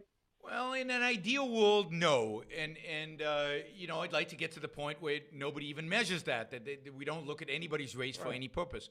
The only reason it's interesting today is as a sociological issue. If black unemployment, if unemployment among blacks is higher than other groups, then the question is why. For example, is it racism? Is it the culture within those black communities and so on? It's certainly not an issue for the President of the United States. I think it is an issue, a sociological issue that people legitimately can study and come to conclusions. And if it's racism, there might be educational things that some people might want to do in order to defeat racism. If it's cultural, then we might want to go into the cultures that for whatever reason there's more unemployment there and help those cultures along so that they don't inhibit employment. So I don't think it's an issue for politics. I don't think it's an issue for government. But I can imagine that it could be an issue for sociologists. Absolutely. And economists, who are interested in these kind of phenomena and interested in the way culture and the way culture impacts things like unemployment. Does that make sense? And that goes back to, again, yes, sir. And that kind of reminds me of what you were saying when your children were born about why you had to fill out the forms of what race they were. Is that like similar to this situation? Yeah. Like where I find it about what race they are? I find that separating people out, identifying people out based on race is despicable. It's disgusting. And the fact that in the United States of America, you have to list a race when you fill out the form. So for example, when I get the census, I refuse to fill out the section about race. I just leave it blank. And then they always come knocking at my door and they say, you have to fill this in. And I say, no, arrest me. I'm not filling it in. Yes. And they usually just go away and leave me alone. But I refuse to fill that in. It is not the business of the government to define me based on some arbitrary criteria of race. And it's not the business of the government, and it's not anybody's business. So whenever I see any kind of questionnaire at the doctor's, or anyway, and it says, what race are you? I either leave it blank or if it's like an online thing where you have to fill it in to go to the next question, I put other. Right. Other, absolutely. Which makes them assume I'm some kind of, mixed race person, and that confuses their statistics, and good. So yeah, I think the whole obsession with race that we have in this country, and unfortunately, not just in this country, is just horrific. It's just horrific. So, but it's going to be a while, and this goes to the theme. Thanks, Skylar. I really appreciate the call and appreciate your support on the show. And by the way, the fact that this is my last Blaze show doesn't mean you can't listen to Yaron Brook show. The show continues. Will continue on Blog Talk Radio, on YouTube, on Facebook, on iTunes, on Stitcher, on every platform pretty much known for man except the Blaze. So the show would continue, and if anything, we're gonna intensify and we're gonna do more, and we're gonna try to increase our reach out there into the world with this idea that I mentioned early on, which is related to what Skylar just called about. The idea that at the heart of what America is the idea of the individual. Skin color shouldn't matter. Race shouldn't matter. Nothing should matter other than your qualities as an individual, your character. And I believe in free will. I believe in our ability to shape our own lives and to shape ourselves. And as a consequence, I believe that people should take responsibility over their own lives. Stop worrying about people in China and start worrying about yourself. Make your life the best life that it can be.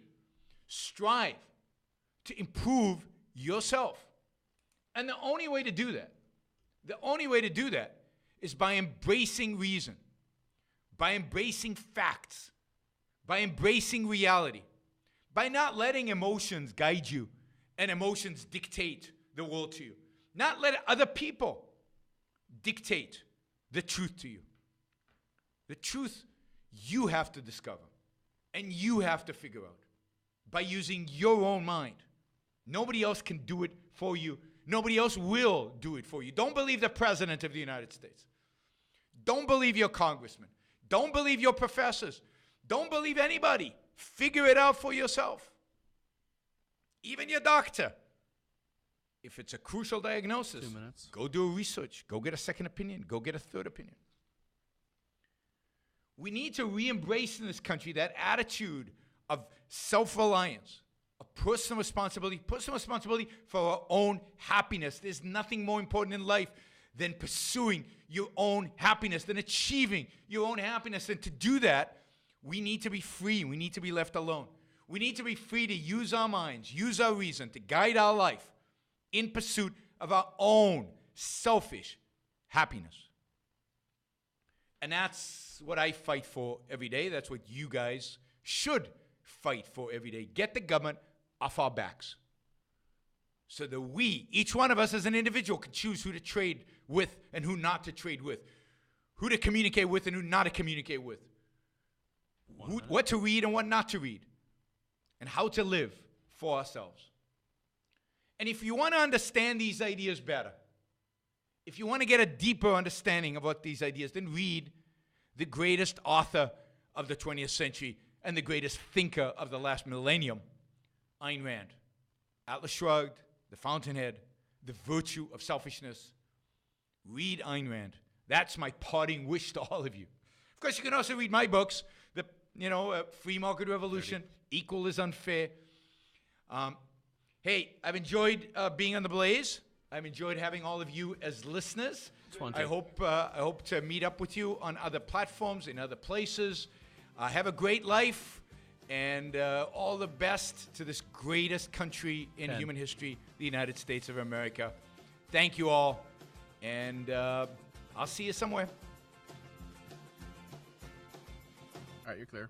All right, thank you. You're listening to the Yaron Brook Show on the Blaze Radio Network. Stupid internet stuff. Thanks for doing these shows for me. And I got a virus.